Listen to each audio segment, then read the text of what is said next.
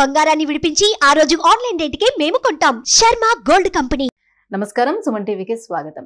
ద్వాదశ రాశుల వారికి ఈ మే మాసం అంతా ఏ రకంగా ఉండబోతుంది, నవగ్రహాల స్థితిగతులు ఎలా ఉన్నాయి, ఎటువంటి ఫలితాన్ని అందిస్తున్నాయి అనే విషయాన్ని తెలియజేసేందుకు మనతో పాటు ఉన్నారు జ్యోతిష్య రత్న, జ్యోతిష్య చక్ర వైభవ నిపుణ డాక్టర్ రాళ్లపల్లి రవికుమార్ గారు మనతో పాటు ఉన్నారు. గురుగారు నమస్కారం అండి.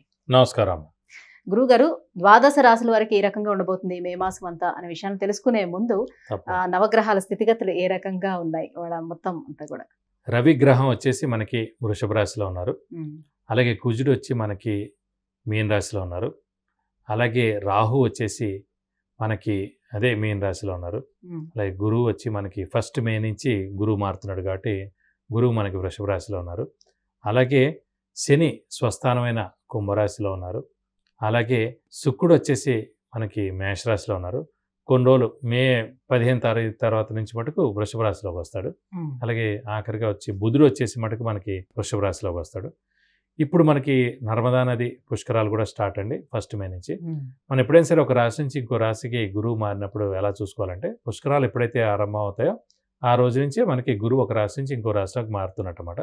బట్ 1 మే నుంచి మటుకు మనకి వృషభ రాశిలోకి గురువు ప్రవేశించాడు. ఈ సంవత్సర కాలం అంతా కూడా మనకి కేవలం ఒక సంవత్సర కాలం ఉంటాడు. సంవత్సర కాలం ఉంటుంది. అందుకే 12 రాసులు కాబట్టి 12 ఒక్కొక్క సంవత్సరం కలిపితే పుష్కర కాలం అంటారు మనం.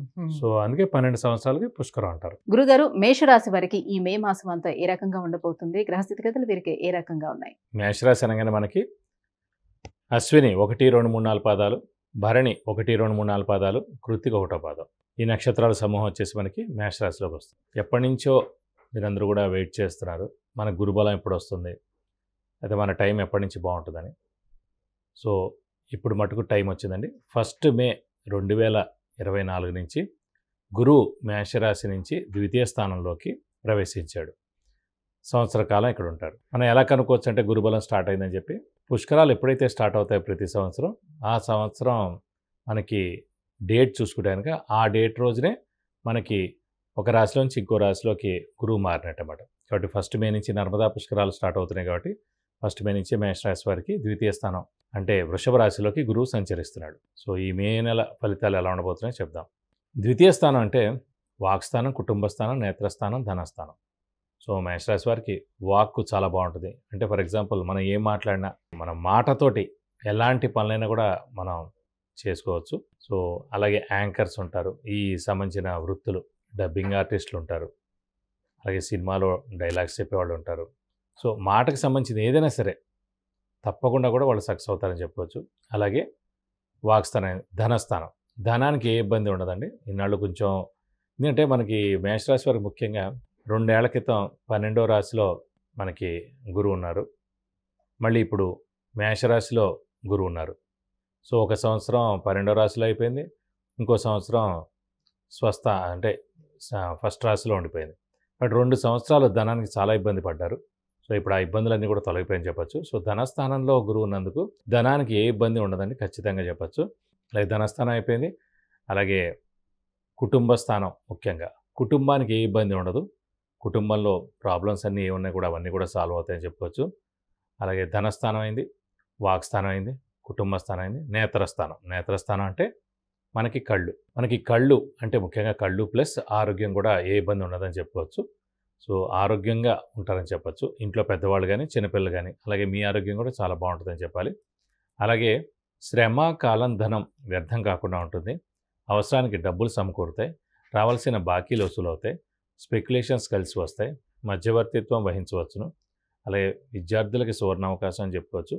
ఎందుకంటే గురుబలం పరిపూర్ణంగా ఉంది కాబట్టి గురువు జ్ఞానానికి కూడా కారకుడు, గురువు కొంచెం విద్యకు కూడా కారకుడు అవుతాడు కాబట్టి గురువు చాలా బాగున్నాడు కాబట్టి విద్యార్థులు ఎవరైతే ఉన్నారో వాళ్ళు ఉన్నత చదువులు చదువుకోవడానికి కానీ, లేదంటే కనుక ఫారెన్ వెళ్ళి జాయిన్ అవ్వాలనుకున్నా కూడా మంచి ర్యాంక్ సాధిస్తారు, మంచి సీట్ సాధిస్తారు. అలాగే మంచి యూనివర్సిటీలో కూడా మీకు సీట్ వస్తుందండి ఖచ్చితంగా. సో గట్టి ప్రయత్నం మీరు చేయండి. ఎందుకంటే ఎప్పుడైనా సరే మానవ ప్రయత్నం ఇంపార్టెంట్ అన్నమాట.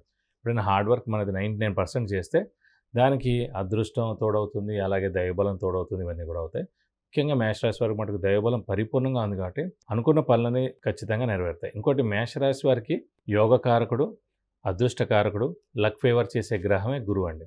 అలాంటి గురువు మనకి ప్రస్తుతం వృషభ రాశిలో ద్వితీయ స్థానంలో ఉన్నాడు కాబట్టి ఖచ్చితంగా అనుకున్న పనులన్నీ తప్పకుండా నెరవేరుతాయని చెప్పుకోవచ్చు. అలాగే ఎప్పటి నుంచో వీళ్ళు గత 2 ఏళ్ల నుంచి అంటే కొంతమంది వివాహాలు అయ్యి ఉండొచ్చు.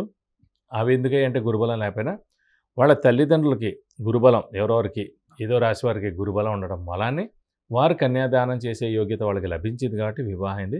లేదంటే ఈ మేషరాశి వారికి అయితే మటుకు ఖచ్చితంగా 2 సంవత్సరాల నుంచి వివాహం గురించి వాళ్ళు ట్రై చేస్తున్నారు. కానీ కుదరడం, కొంచెం క్యాన్సిల్ అవ్వడం, మధ్యదాకా రావడం, అయినట్టే అనిపించడం, ఫైనల్ అవుతుంది అనుకోవడం, ఇవన్నీ కూడా మాటలు జరగడం, ఇవన్నీ కూడా జరుగుతున్నాయి. కానీ ఫైనల్గా వివాహం అనేది మటుకు పోస్ట్పోన్ అవుతుంది, ఆలస్యం అవుతుంది. కాబట్టి ఖచ్చితంగా అవివాహితులు ఎవరైతే ఉన్నారో వారు ఇప్పుడు గట్టి ప్రయత్నం చేయండి. ఖచ్చితంగా వివాహం కుదిరేందుకు అవకాశాలు చాలా ఎక్కువగా ఉన్నాయి.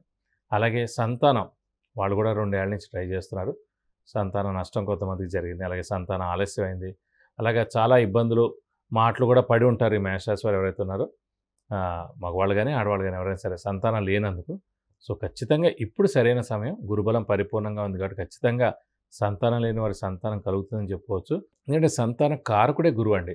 అలాంటి గురువు మనకి ద్వితీయ స్థానంలో చాలా ఉన్నతమైన స్థానంలో ఉన్నారు కాబట్టి ఖచ్చితంగా ఈ సంవత్సరం మీకు సంతానం కలిగేందుకు అవకాశాలు ఖచ్చితంగా ఉన్నాయి. ఫస్ట్ మే నుంచి ఎలాగో గురుబలం స్టార్ట్ అవుతుంది కాబట్టి ఇప్పటి నుంచి మీరు ప్లాన్ చేసుకుంటే కనుక ఖచ్చితంగా నెక్స్ట్ ఏడాది ఏప్రిల్ మే లోపల ఖచ్చితంగా సంతానం కలిగేందుకు అవకాశాలు ఎక్కువగా ఉన్నాయి. గురుగారు, మరి విద్యార్థులకి ఈ మాసం అంతా ఎలా ఉండబోతుంది మేషరాశి వాళ్ళు?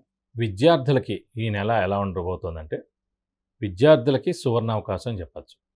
అంటే వాళ్ళు 10th రాసేవారు కానివ్వండి, ఇంటర్ ఎగ్జామ్స్ రాసిన వాళ్ళు కానివ్వండి, అలాగే ఇప్పుడు రేపొద్దున ఎంసెట్ రాసేవాళ్ళు కానీ, నీట్ ఎగ్జామ్ రాసేవాళ్ళు కానివ్వండి, అలాగే పోస్ట్ గ్రాడ్యుయేషన్ అంటే సెట్స్ ఉంటాయి కదండి, లా సెట్ కానివ్వండి, ఎంబీఏ సెట్ కానివ్వండి, ఏదైనా సరే ఎన్ని సెట్స్ రాసేవాళ్ళు కానివ్వండి, వాళ్ళందరికీ కూడా గురుబలం పరిపూర్ణంగా ఉండాలి సాధారణంగా. సో గురుబలం ఉంటే కనుక ఖచ్చితంగా మనం అనుకున్న సీటు సంపాదించవచ్చు, మనకు అనుకున్న ర్యాంక్ వస్తుంది. అలా మనం అనుకున్న కాలేజ్ కానీ, మనం అనుకున్న యూనివర్సిటీస్ కానివ్వండి, లేదా ఇవన్నీ కాదు ఫారెన్లో మనం అప్లై చేసుకుంటాం కొన్ని యూనివర్సిటీస్కి, సో ఆ యూనివర్సిటీస్లో రావడం కానీ ఇవన్నీ కూడా ఖచ్చితంగా 100% వచ్చేందుకు అవకాశాలు ఎక్కువగా ఉన్నాయి. ఎందుకంటే గురుబలం 2 ఏళ్ల నుంచి వెయిట్ చేస్తున్నారు ఇన్నాళ్ళు మీరు విద్యార్థులు ఎవరైతే ఉన్నారో ముఖ్యంగా. సో వారి గురుబలం పరిపూర్ణంగా వచ్చింది కాబట్టి ఈ సంవత్సరం ఖచ్చితంగా మీరు అనుకున్న సీటు, అనుకున్న ర్యాంకు, అనుకున్న యూనివర్సిటీ కాలేజ్లో మీరు జాయిన్ అయ్యే అవకాశాలు చాలా ఎక్కువగా ఉన్నాయి. గురుగారు, మరి సంతానం కలిగే అవకాశం వీరికి ఎంత మేరకు ఉంటుంది? సంతానం కలిగేందుకు అవకాశాలు ఎక్కువగానే ఉన్నాయండి. ఎందుకంటే సంతాన కారకుడే గురువు అయ్యాడు. అలాంటి గురువు 2 సంవత్సరాల నుంచి మనకి గురుబలం లేక మంచి స్థానం అంటే వ్యయ స్థానంలో ఉన్న అంటే ఖర్చు స్థానం అంటే మిస్క్యారేజ్ అవ్వడం, డిలే అవ్వడం, హెల్త్ ప్రాబ్లమ్స్ రావడం, హెల్త్ ఇష్యూస్ రావడం, మనసు బాగాలేకపోవడం, సో ఇలాంటివన్నిటి కూడా 12వ స్థానంలో అలా అయిపోయింది ఒక సంవత్సరం. 1వ స్థానం రాశిలోనే మేషరాశిలోనే ఉండిపోవడం చేత ఒక సంవత్సరం అంతా కూడా ఆ గురుబలం లేక సంతానం ఆలస్యం అయిపోయింది. ఇప్పుడు ద్వితీయ స్థానం ఎప్పుడైనా సరే గురు 2, 5, 7, 9, 11 స్థానాల్లో ప్రవేశించినప్పుడు గురుబలం అంటారు. సో సంతానం కూడా కలగాలంటే మనకి 2, 5, 7, 9, 11 స్థానాల్లో గురువు ప్రవేశించినప్పుడు సంవత్సరం కాలం పాటు అక్కడే ఉంటారు కాబట్టి ఖచ్చితంగా ఈ సంవత్సరం మీకు సంతానం కలిగేందుకు అవకాశాలు ఎక్కువగా ఉన్నాయి. ఇంకా మరింత శుభ ఫలితాల కోసం మరి ఎటువంటి పరిహారాలను వీళ్ళు పాటించుకోవాల్సిన అవసరం ఉంది? ప్రస్తుతం మటుకు రాహు, కేతు, గురు, శని 4 మెయిన్ గ్రహాలైన అన్నీ కూడా చాలా బాగున్నాయి. ఈ నెలలో కూడా మిగతా గ్రహాలన్నీ కూడా మంచి పొజిషన్లో ఉన్నాయి. కాబట్టి ఈ నెలల్లో మీకు ఇంకా చాలా బాగుండాలంటే కనుక శివుణ్ణి ఎక్కువగా పూజిస్తే చాలా మంచిది. అలాగే ప్రతిరోజు శివుడు అష్టోత్తరం చదువుకుంటే కూడా చాలా మంచిది. వీలైతే కనుక శివాలయానికి ప్రతి సోమవారం వెళ్ళి 41 ప్రదక్షిణాలు చేస్తే కూడా చాలా మంచిది. వీలైతే కనుక ఎక్కడైనా గుళ్ళో బ్రాహ్మణికి 1 కేజీ-పావు మనం గోధుమ రవ్వ, కేజీ-పావు గోధుమ నూక, సో బన్సీ రవ్వ అంటారు కదండి, సో గోధుమ నూక, ఇవి కనుక బ్రాహ్మణికి దానం ఇస్తే కనుక మీరు అనుకున్న ముఖ్యంగా విద్యార్థులు కానివ్వండి, అలాగే సంతానం లేని వారు కానివ్వండి, అలాగే వివాహం కావాల్సిన వాళ్ళు కానివ్వండి, అలాగే ఉద్యోగం రాని వాళ్ళు కానివ్వండి, వీళ్ళందరూ కూడా ఖచ్చితంగా ఈ చిన్న పరిహారం మీరు పాటిస్తే తప్పకుండా మీకు అన్ని విధాలా మంచి చేకూరుతుంది. గురుగారు, మేషరాశి వారికి ఈ మే మాసం అంతా ఎలా ఉండబోతుందన్న అంశాన్ని తెలియజేసినందుకు ధన్యవాదాలు. నమస్కారం. విద్య, ఉద్యోగం, వాహనం, వ్యాపారం, వివాహం, ఆరోగ్యం, ఆర్థికం, గృహం వీటన్నిటికీ సంబంధించిన విషయాలను తెలుసుకోవాలంటే కింద స్క్రోల్ అవుతున్న నెంబర్కి వాట్సాప్ మెసేజ్ చేసి గురువు గారి అపాయింట్మెంట్ను పొందవచ్చు. సుమన్ టీవీలో మీ పర్సనల్ అండ్ బిజినెస్ ప్రమోషన్స్ కోసం కింది నెంబర్కి కాంటాక్ట్ చేయండి.